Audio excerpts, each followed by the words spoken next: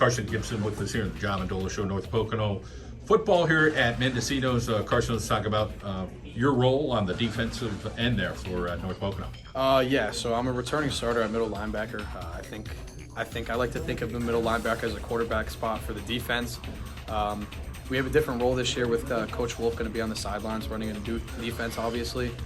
I think we have a lot to learn, new defense, so we have stuff to obviously improve on. One of your teammates might have said it best, like, hey, we don't want to think, we want to react, which, kind of, then you're just going to make the plays. Could have a little bit of an odd front. We'll see what happens with North Pocono this year, but talk about, you feel like you have an aggressive unit there? Yeah, I think we're pumped this year. Obviously, last season isn't the way that we wanted it to go. I think we have a little fire in our belly. I think we're very tenacious about what this season is going to bring for us. We have a bunch of young kids, a bunch of older kids that are really ready to show what North Pocono could do this year. Guys that came before you at North Pocono who were a player or two that you kind of looked up to, like, okay, this is the North Pocono way. 2016, back when North Pocono won the districtship, Matt Craig, heck of a running back, and then Ben Dial, he was a second-team All-State middle linebacker, outside linebacker. He was an amazing player. Those are definitely two of my biggest idols. Talk about your family. They play a role in your life, so let's talk about, what do they help you with? Yeah, of course. My sister was a cheerleader for 4 years. She graduated in 2020, so I've been around football in North Pocono. I've been around the community for a while now.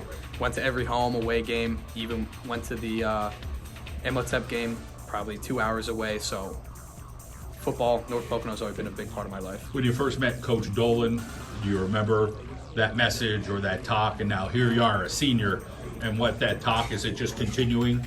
Yeah, I mean, I was always around the field. I was a little water boy, so being able to talk to Coach Dolan and just hear their message for 13 years, it's been a message, but I think it's just surreal now that I'm finally a senior, and I just haven't grasped that idea yet.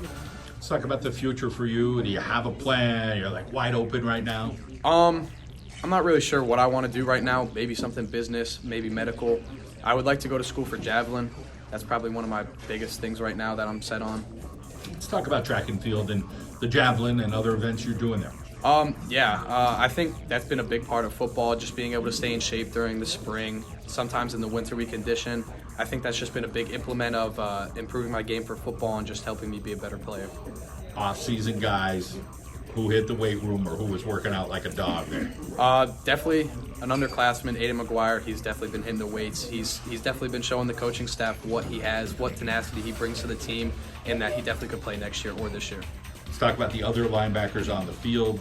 Are there two guys that are solid there, other guys that will mix in, and what are their qualities, the other linebackers? I got my brother next to me, Lucas Koch. Coach Dolan named us Sweet and Pete, so I think he's going to be a big implement this year. He was out last year with a torn labrum, so that really sucked. But I think me and him have this connection. We have this brotherhood that I think we're going to be able to be like. I'm excited for Pocono's here. There you go. I'm excited for the Trojans. You're excited for the Trojans. So we'll make it a good year in 2024. Yes, sir.